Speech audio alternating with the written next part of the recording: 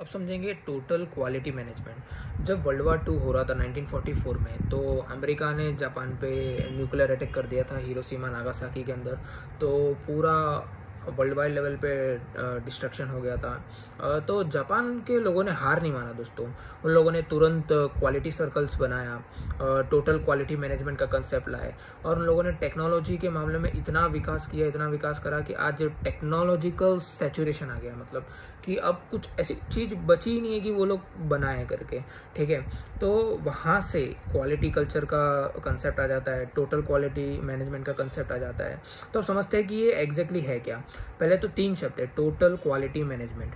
Management का मतलब तो अपने को पता ही है कि प्लानिंग करना, ऑर्गेनाइज करना, डायरेक्शन देना, फिर स्टाफिंग करना, फिर उसको कंट्रोल करना, ये मैनेजमेंट हो जाता है। अब टोटल का मतलब क्या होता है कि हर घड़ी, हर वक्त, हर एक इंसान जो ऑर्गेनाइजेशन का रिसोर्स को कंज्यूम कर रहा है और उसको एक एक प्रोसेस से गुजर के वो जब कोई आउटपुट बनाता है, तो हर एक वक्त से आउटपुट तक ये जितना भी चीज़ है उन सब में टोटल होना चाहिए। टोटल क्या?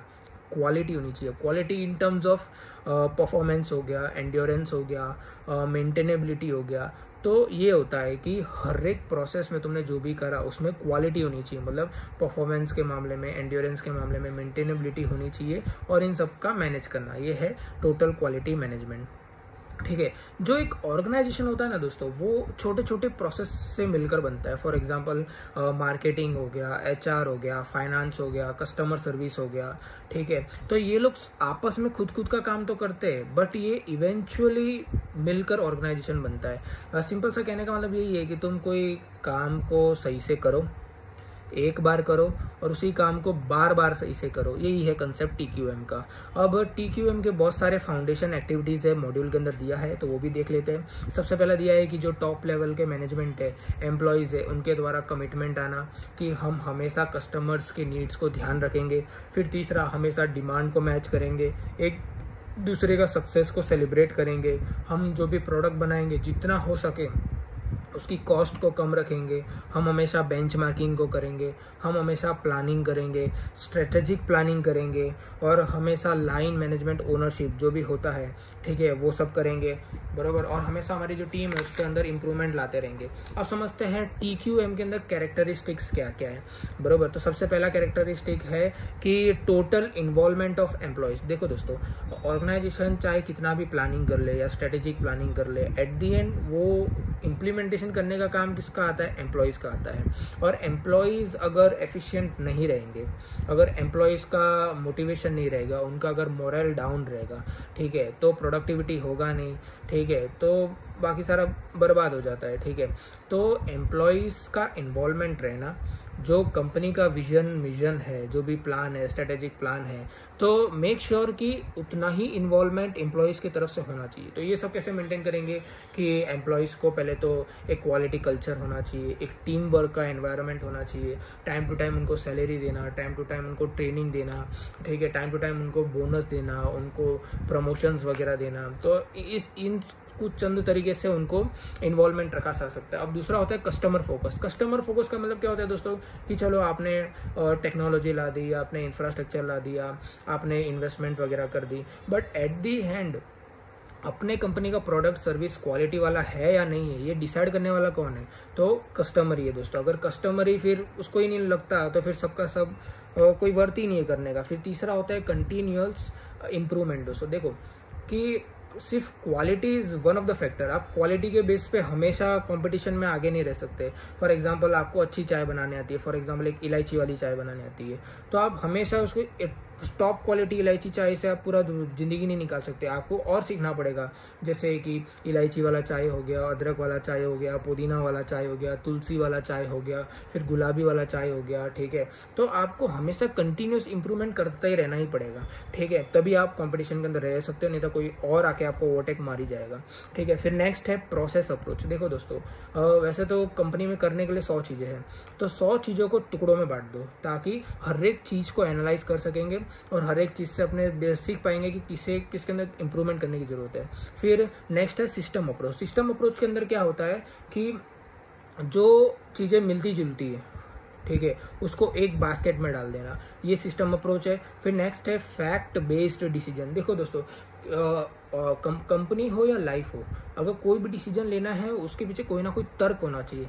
अगर तर्क के बिना अगर आप कोई डिसीजन लेते हो, ठीक है, तो फिर वो डिसीजन अक्सर गलत रहता है। अगर आपके पास तर्क होगा, आपके पास फैक्ट होगा, ठीक है, तो वो फैक्ट के बेस पे अपने कंपैरिजन कर सकते हैं, हिस्टोरिकल डेटा के बेस पे अपने प्रिडिक्शन कर सकते हैं कि यार कल उठ के क्या हो सकता है करके। अब नेक्स्ट होता है लीडरशिप। दोस्तों एट दी एंड जो भी तुमने प्लानिंग करी है उसके इम्प्लीमेंटेशन में सबसे बड़ा फैक्टर अगर कोई रोल निभाता है तो वो लीडर होता है, क्योंकि लीडर जो होता है वो डायरेक्शन देता है। दोस्तों अगर फ्यूचर अनसर्टेन होता है, अगर फ्यूचर के अंदर कुछ भी होता है, ठीक है, अगर कोई अनसर्टेनिटी आ गई, तो लीडर अगर विजनरी होगा, ठीक है, तो फटाफट कोई ना कोई अच्छा डायरेक्शन दे के ऑर्गेनाइजेशन जो गोल है उसको इम्प्लीमेंट करने में, अचीव करने में मदद कर सकता है।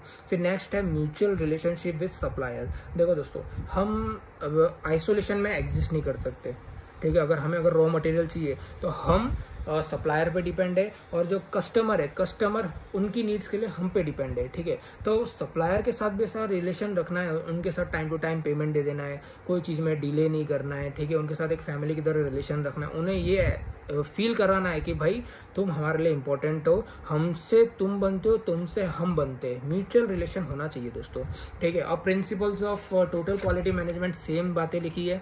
अब इसके अंदर एक कंसेप्ट है कि कंटिन्यूस इंप्रूवमेंट कैसे करें दोस्तों। कंटिन्यूस इंप्रूवमेंट का मतलब यही होता है कि तुम रेगुलर बेसिस पर डिमांड क्रिएट कर पा रहे हो, सप्लाई क्रिएट कर पा रहे हो, ठीक है, टेक्नोलॉजी अच्छे से कर पा रहे हो, कि जो तुम्हारे एम्प्लॉयज़ है उनकी कैपेबिलिटी कंटिन्यूस बेस पे बढ़ पा रहा है, तुम्हारा जो ऑपरेशन है वो एकदम टाइम टू टाइम हो रहा है, कोई डिले वगैरह नहीं हो रहा। अब देखते हैं कि ये जो टोटल क्वालिटी मैनेजमेंट है इसको इंप्लीमेंट कैसे करें। अगर सबसे पहले अगर ये कंसेप्ट को इंप्लीमेंट करना है तो सबसे पहले तुम्हें करंट रियलिटी के बारे में जानना होगा कि तुम्हारी अभी की परिस्थिति क्या है, तुम्हारा ऑर्गेनाइजेशन का हिस्ट्री क्या है, तुम्हारे एम्प्लॉयज़ की कंडीशन क्या है, वो लोग मोटिवेटेड है या नहीं है, ठीक है। अगर कुछ भी अनसर्टेनिटी आती है तो तुम्हारा ऑर्गेनाइजेशन कैसे उसको रिस्पॉन्स करता है, कैसे उससे डील करता है। अगर ये सब चीज़ें अगर नहीं है, ठीक है, तो वापस ए पे कहानी आ जाती है। ए से शुरुआत करना पड़ेगा, एक कॉम्प्रिहेंसिव प्रोग्राम लाना पड़ेगा, वापस एक लीडर लाना पड़ेगा, क्योंकि जब इतना बड़ा क्राइसिस हो जाता है दोस्तों, ठीक है, तो लीडर ही जो है वो एक विजनरी होता है, वो प्लान लाता है, वो एक बोलते हैं ना प्राइम मूवर होता है कि वो गणेश जी की तरह पहला काम चालू करता है और दूसरे लोगों को दिखाता है कि कोई चीज़ को कैसे करा जा सकता है, कैसे अपने गोल तक पहुंचा जा सकता है, ठीक है। तो इससे ये कंसेप्ट का कंक्लूजन यही आता है कि ये एक ऐसा कंसेप्ट है कि सिर्फ टॉप लेवल से नहीं चलता, जो बॉटम लेवल है इनका और इनका दोनों का आपस में रिलेशन अच्छा होना चाहिए। क्वालिटी अगर इम्प्रूव करनी है तो दो चीज़ बहुत इंपॉर्टेंट है, एक क्वालिटी सिस्टम का होना और एक क्वालिटी कल्चर का होना। क्वालिटी कल्चर का मतलब सिंपल सा यही होता है कि ऊंच नीच नहीं होता, मतलब पोस्ट के बेस पे, ठीक है, कि टॉप वाले बॉटम वाले को बुला के उनसे फीडबैक मांगते हैं, उनसे उनका राय मांगते हैं कि भाई बताओ तुम्हारी क्या दिक्कत है, ये वगैरह, ये काम को कैसे कर सकते हैं करके, मतलब छोटे लोगों का भी इनपुट्स मांगना, ठीक है, इसी को क्वालिटी कल्चर कहते हैं। और जब सारी प्रोसेस अगर अच्छा होगा तो इवेंचुअली प्रोडक्ट का क्वालिटी भी इंप्रूव हो जाएगा। तो यही कंसेप्ट था टोटल क्वालिटी मैनेजमेंट का। आई होप आप लोगों को समझ आया होगा। अगर समझ आता है, ठीक है, तो अच्छे से पढ़ाई करो और रिवाइज करो।